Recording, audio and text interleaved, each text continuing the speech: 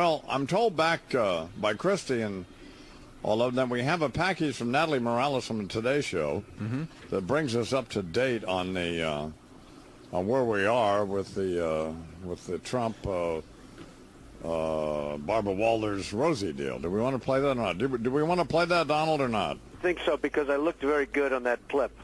Okay, so all right, so it's, it's all about look. It doesn't matter what you say; it's how you look. That time I look good, so I definitely play it. Okay, let's rack it up. All right, it starts now with a comment from the View. Roll that, Bigfoot, or Big Butt, whatever. What can you say about that guy? That poor, pathetic man. Yes!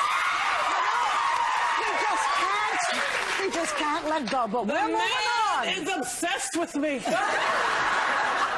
And I'm happy to say his show tanked.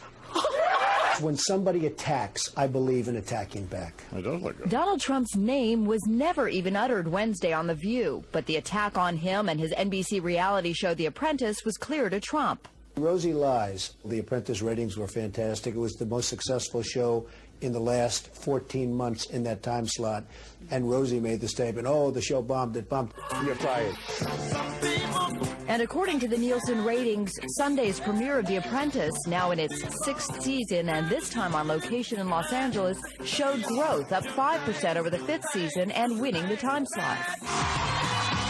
As for The View, the ratings are also up 24% from the same time last year. And since the war of words with Trump got underway, an average of about 500,000 more viewers have tuned in, a fact Trump is more than happy to point out. Rosie is a very sad figure, and watch what happens. After I'm finished with this, and The View goes back to being The View, those ratings will tank. Trump continues to insist that when Walters phoned him last month, she did make disparaging remarks about O'Donnell, no matter what Walters is saying now. Because that's what she said. I hope Rosie's listening. That's what she said, Rosie. And how does Trump feel about Walters? Well, I feel sorry for Barbara because she's just a puppet now of Rosie. But the women of The View are outwardly showing a united front. Are you okay, Barbara? I'm okay, darling. You okay? I'm okay, too. We're both okay? Trump, however, is still not okay with O'Donnell. She's disgusting. You know, why go there? Why go with the slob and the comments and calling her disgusting? And I actually like my hair, but she's always, knocking it. There he is, hair looping doing it. Sort of interesting. She can criticize my hair, but I'm not allowed to criticize her. You want me to comb it back? We'll have a big story. I'll comb it back, right? I actually like my hair, but she sort of thinks like, because she has nothing else to say. For today, Natalie Morales, NBC News, New York. Well, here's my first observation. Don't say that The Apprentice tanked when the ratings are up and it won the time slot. You're an idiot. You can't say that. Don, it was the #1 show in the last 14 months on NBC at that time slot. And, by the way, against Desperate Housewives, another thing. Yeah. After 6 seasons, we had 15 copies of The Apprentice. 15, everyone bombed. And this thing's still going strong after 6 seasons. And I got to listen to this slob tell me it bombed. So I believe in attacking back. And the one thing I'm very disappointed in, I just heard that my segment is sponsored by somebody. What the hell is that all about? You're supposed to be paying me, Don. Norfolk Bank, that's one of my banks, and they're a great bank. And John Canos is like one of the greats, right? Well, yeah. But I can't believe they're paying for me to go on television. I don't like this. I've got hundreds of guys begging me to do clips or do this, and they're paying Imus. So I don't know what the hell's going on here, but that's okay. Anyway, my original observation about the Miss USA thing was here. Trump, it was my view and a lot of other people's view. He did this magnanimous thing. Absolutely. And then so her criticism of him was idiotic. Was beyond idiotic.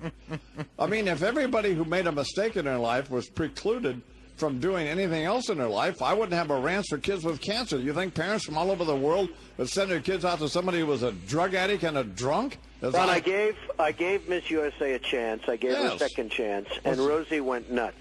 But you have to understand, I know Rosie. I have a history with Rosie. Rosie understands that I know her. And she wasn't really as upset about that as she is about me.